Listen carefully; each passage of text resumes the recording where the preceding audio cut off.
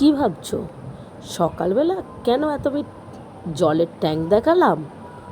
চলো দেখা যাক কেন দেখালাম। আর আমিই বা কেন এত লোকের রান্না করছি? কি ব্যাপার? কিছু কি আছে? দেখা যাক কিছু আছে কি না। চলো আজ ভিডিওটা শুরু করা যাক। পাশে থেকো সবাই আর সাপোর্ট করো। হ্যালো বন্ধুরা, তোমরা সবাই কেমন আছো? আশা করি সবাই খুব ভালো আছো। আমি রিম্পা, আমার আবারও একটা নতুন ভিডিওতে তোমাদের অনেক অনেক স্বাগত জানাই।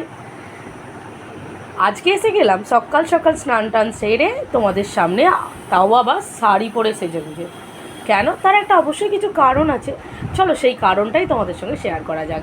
যাচ্ছি একটা জায়গায়, চলো তোমাদেরকে নিয়েই যাওয়া যাক যে আমি কোথায় গেলাম আর কেন গেলাম।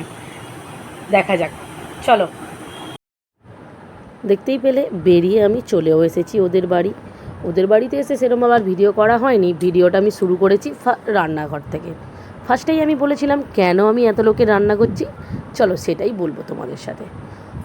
আগে বলি কোথায় গেছিলাম একটা বন্ধুর বাড়ি, বেশ দূরে না, আমাদের বাড়ির কাছাকাছিতেই।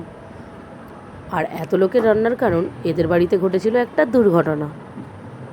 বন্ধুটা মারা গেছিল, ওর শাশুড়ি মা, তাই গিয়েছিলাম রান্না করতে। রান্না করার কারণটা কি জানো?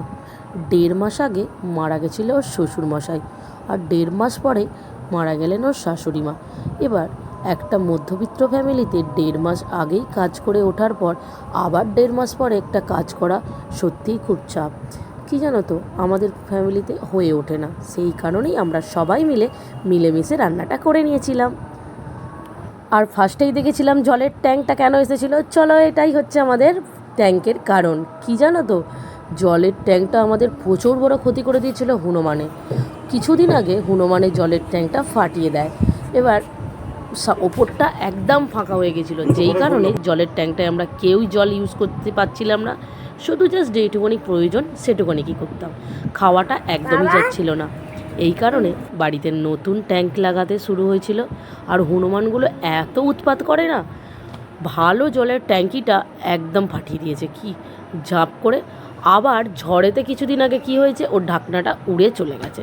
বুঝতেই পারছো তাহলে ভিতরে কী হারে নোংরা টোংরা থাকবে। এই কারণেই জলের ট্যাঙ্কটা পাল্টানো। ওদিকে আমার জলের ট্যাঙ্ক লাগানো হলো, আর এদিকে তখনও চলছিল রান্নাবান্না। আর এরা ছিল আমার হেল্পার। তারপরে জলের ট্যাঙ্ক লাগাতে আমার ছেলে আমার কাছে চলে এসেছে, দেখতেই পাচ্ছ। আর তারপর আমি রান্না করছি কি কি, চলো দেখি সেটা একটু। এবার কি বলো তো, অতগুলো লোকের রান্না, সে কি আর মুখের কথা? কেমন হবে কি হবে সেটারও একটা প্রচণ্ড চাপ থাকে, তাই না? অতগুলো লোকের যে রান্না করতে বসে পড়েছি ঠিকই, কিন্তু আমার মনে কি এত চাপ সৃষ্টি হয়েছিল যে রান্নাটা আমি ঠিকঠাক করছি তো, করতে পারবো তো, লোক মুখে দিতে পারবে তো। যাকগে, যেমনই হোক মিলেমিশে সবাই মিলে করাটা একটা আনন্দেরই ব্যাপার। আর এখানটা ওই দিদিভাইটা কী করছিল, পাঁপড়টা ভেজে দিয়েছিলাম, ওটা পেপারেতে তুলে রেখে দিচ্ছিল।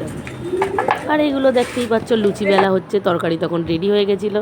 আর এই দেখো গরম গরম লুচি।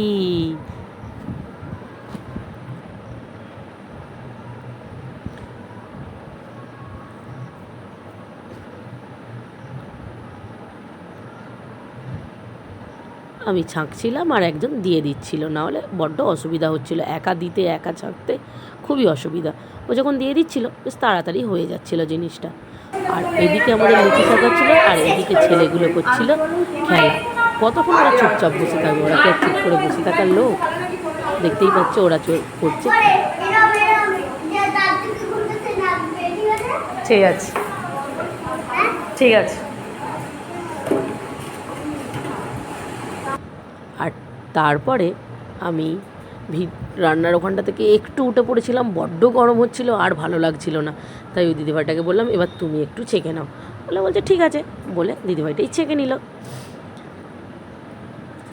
তারপরে লুচি টুচি ভেজে আমার নিজেরই খুব জোর খিদে পেয়ে গেছিলো, আর হচ্ছিল না।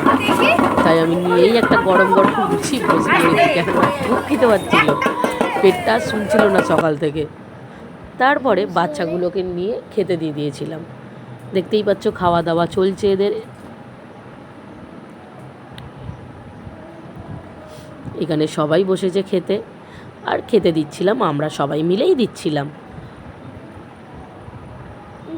আর লাস্টে আমি নিয়ে বসে পড়েছিলাম আমার খাবারটা, দেখতেই পাচ্ছ। আর ভিডিওটা যেহেতু করছিলাম 5ই জুন বিশ্ব পরিবেশ দিবস, তাই তোমাদের পরিবেশের সৌন্দর্যটা দেখাবো না তা তো হয় না। দেখতেই পাচ্ছ আমাদের প্রকৃতির সৌন্দর্য কতটা সুন্দর। তোমাদের সবাইকে বলছি বেশি বেশি করে গাছ লাগাবে, পরিবেশ রক্ষা করার দায়িত্বটা কিন্তু আমাদের সকলের। ভিডিওটা যদি ভালো লাগে অবশ্যই লাইক করে দিও আর আমার পাশে থেকো। টাটা।